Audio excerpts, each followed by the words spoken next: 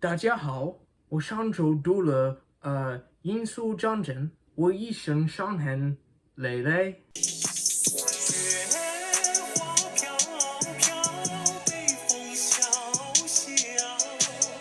So last Friday, I sat down to read The Poppy War thinking, oh, this is a fantasy story about a war set in the world with heavy Asian influence.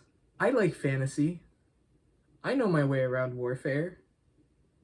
I'm Asian. Okay, I'll be frank, I don't really read grimdark at all for a reason, because it's fucking depressing.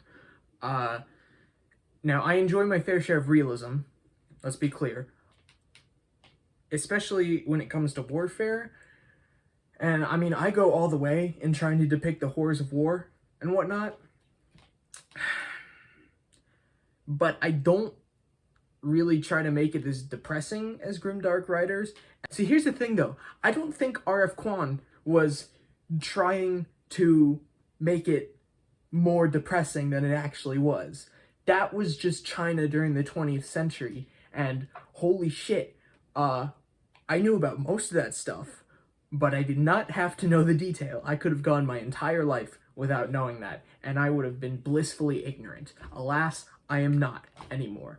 But I have more reactions, but this is a writing channel, and I should talk about the writing. So I have two main takeaways through all the depressing shit and whatnot. The first thing being structural, and the second being actually how Kuang depicted the horrors of war, which, despite being gruesome and really detailed, were accurate nonetheless. And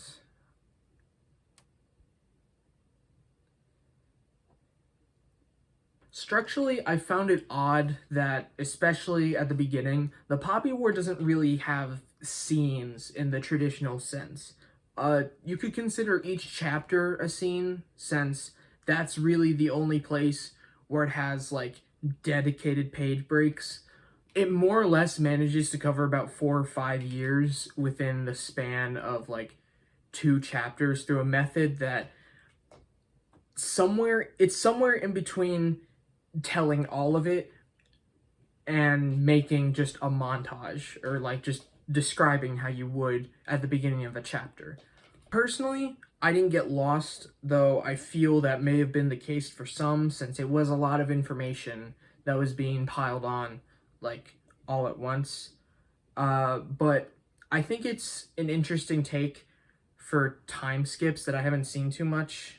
I think it's worth a try if you want to highlight certain interactions between characters without making a whole brand new scene for it. Kuang intersperses dialogue and short conversations throughout her description of the time, so maybe that's a thing that you might want to try implementing. The second thing I want to touch on is how Kuang depicts war, because holy fuck is it depressing. I mean, the main reason it's depressing is because pretty much everything that happens in that book,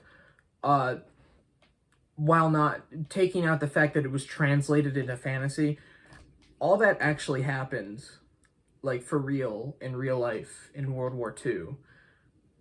All the battles, except for one that I'm thinking just didn't translate well, are super realistic. All the war crimes that happened in the last 100 years in China are depicted, and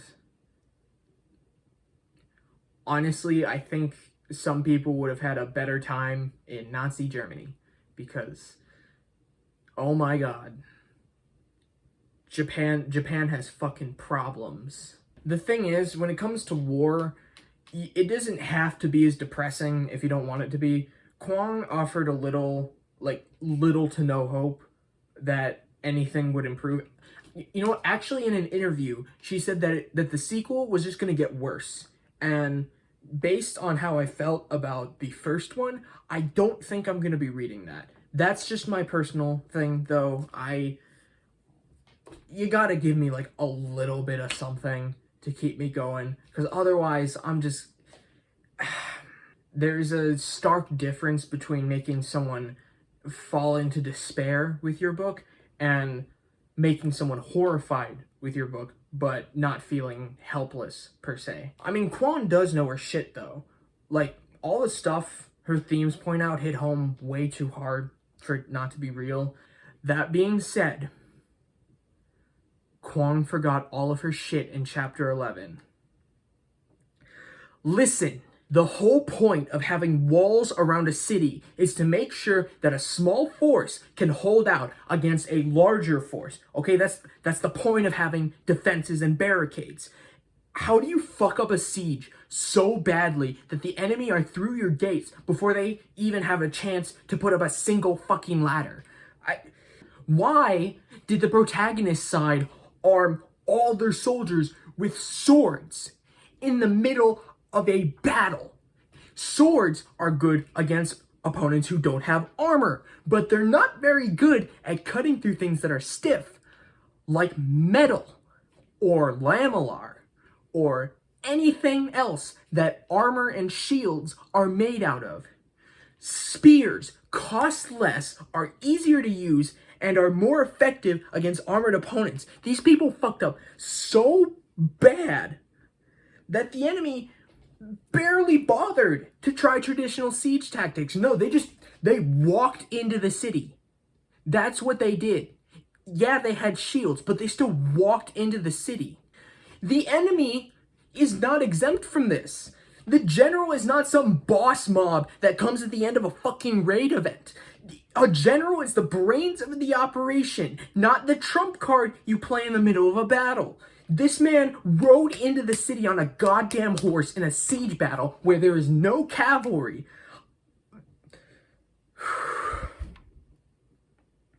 I have a lot of thoughts about chapter 11.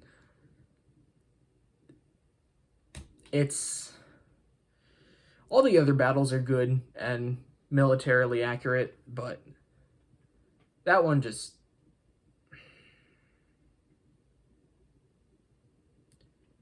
What happened? Okay. I'm done.